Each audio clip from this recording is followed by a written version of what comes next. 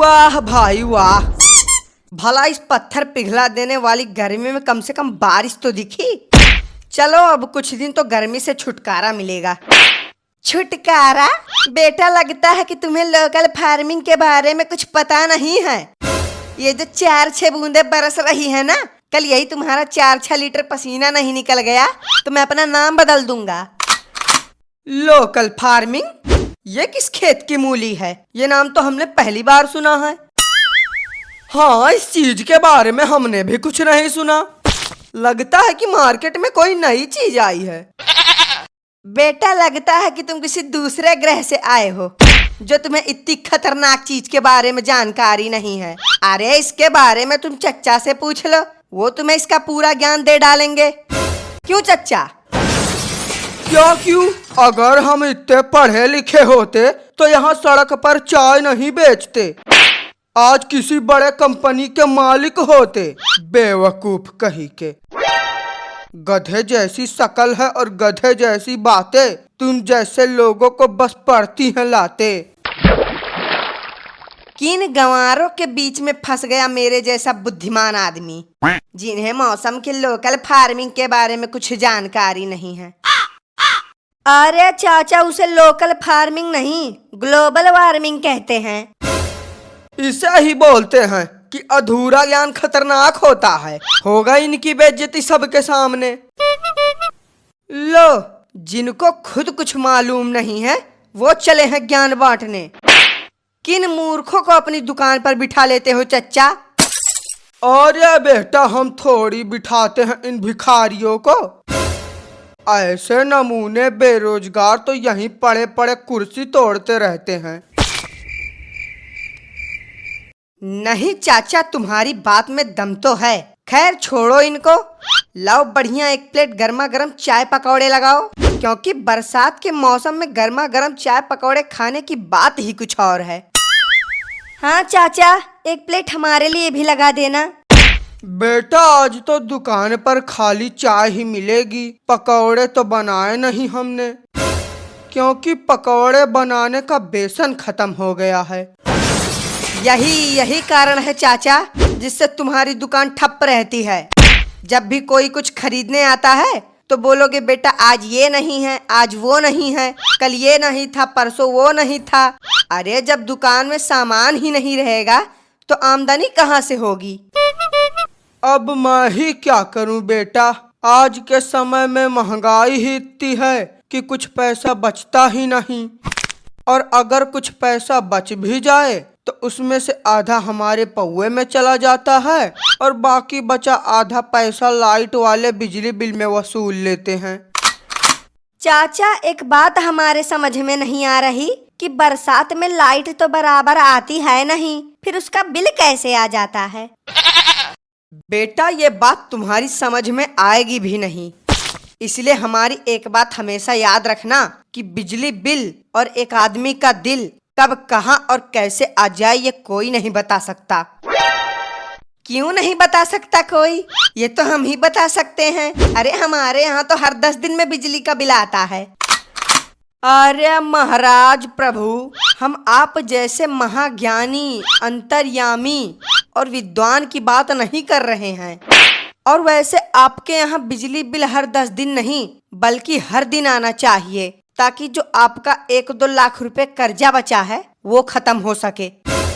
क्या 2 लाख रुपए कर्जा?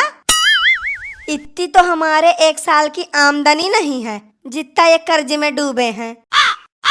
अरे ये तो कुछ भी नहीं है। शुक्र मनाओ कि अपने घर की आधी से ज्यादा चीजें बिजली चोरी करके चलाते हैं, नहीं तो इनका कर्जा 2 लाख नहीं बल्कि 4 लाख होता।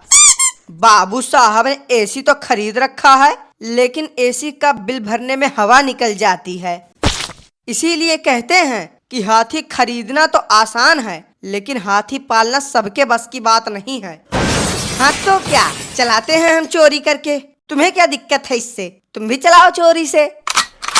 अगर आपकी तरह सब चोर ही बनेंगे तो पुलिस कौन बनेगा? वाह वाह, क्या बात कही है, वाह। चोर पुलिस, पुलिस चोर, वाह, दिल जीत लिया आपने, वाह। बहुत दिल हार रहे हो आजकल।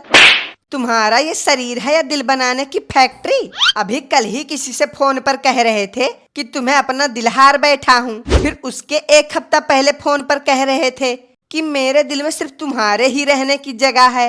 अरे तुम्हारा ये दिल है या भाड़े का कमरा जिसमें कोई भी रह सकता है? अरे वो तो बस हम खाली शायरी मार रहे थे। नहीं, ये सब बात तो गलत है, ऐसा नहीं करना चाहिए। और नहीं तो क्या, बहुत गलत चीज है ये। बेटा ये जो तुम गंदी हरकतें कर रहे हो ना, एक दिन इसमें बहुत बुरा फंसोगे। अरे हम उसकी बात नहीं कर रहे हैं, हम तो तुम्हारी बात कर रहे हैं कि ये जो तुम बिजली चोरी कर रहे हो ना, ये बहुत गलत बात है। बेटा जिस दिन बिजली वालों ने तुमको पकड़ लिया ना, उस दिन तो तुम जुर्माना भी भरोगे और जेल तो अलग से जाओगे। जीवन में हमारी एक बात हमेशा याद रखना कि भले ही 2 रोटी कम खाओ, लेकिन ईमानदारी की खाओ। अरे बुढ़ऊ चाचा, इस जमाने में जो ईमानदारी की रोटी खाएगा वो तुम्हारी तरह सूखी हड्डी ही रहेगा। देख रहे हो इनको कैसे बेईमानी का खा रहे हैं और अपना पेट फुला रहे हैं। हाँ बेटा, बात तो तुम्हारी भी सही है, लेकिन अब कर भी क्या सकते हैं, ये कलयुग का जमाना है। आज के लोगों को बस धन चाहिए, चाहे वो बेईमानी का हो या ईमानदारी का। चाचा कलयुग नहीं, घोर कलयुग है ये। और किसी महाविद्वान ने भविष्यवाणी भी की है कि अगले साल यानी 2026 में दुनिया ही खत्म हो जाएगी। क्या अगले साल दुनिया खत्म हो जाएगी? और नहीं तो क्या, जिस तरह डायनासोर खत्म हो गए थे उसी तरह से ये दुनिया भी खत्म हो जाएगी और हम भी खत्म हो जाएंगे। अभी जाके अपने बच्चों को स्कूल से निकलवाता हूँ। जब अगले साल दुनिया ही खत्म है तो पढ़ाई का क्या फायदा? फालतू में हर साल लाखों रुपया उनकी पढ़ाई के पीछे खर्च हो जाता है। बेटा तुम हो अभी ना समझ, और ये तो है ही पैदाइशी बेवकूफ। अगर इतनी आसानी से दुनिया खत्म हो जाती तो हर आदमी दिन भर मेहनत करके पैसे क्यों कमाता? और नहीं तो क्या, अब देखो इतनी बारिश में भी हम बेच रहे हैं। किस लिए? सिर्फ पैसे के लिए ही तो। अगर आज कमाएंगे नहीं तो कल खाएंगे क्या? बूढ़ऊ तुम्हें खाने की क्या जरूरत, तुम तो बस खाली पियो और टुल रहो। क्या टुल रहो हैं? क्या टुल रहो? मैं तुम्हारी कमाई का नहीं पीता, अपनी कमाई का पीता हूँ, तो इससे तुम्हें क्या दिक्कत है? अरे बुढ़ऊ चाचा, गुस्सा काहे रहे हो? अब जो बात है वही हम कह रहे हैं। बेटा क्या बात है क्या नहीं, वो तुम्हें हम बताएंगे। बहुत सही चाचा, बहुत सही। इन जैसे लोगों के साथ ऐसे ही करना चाहिए।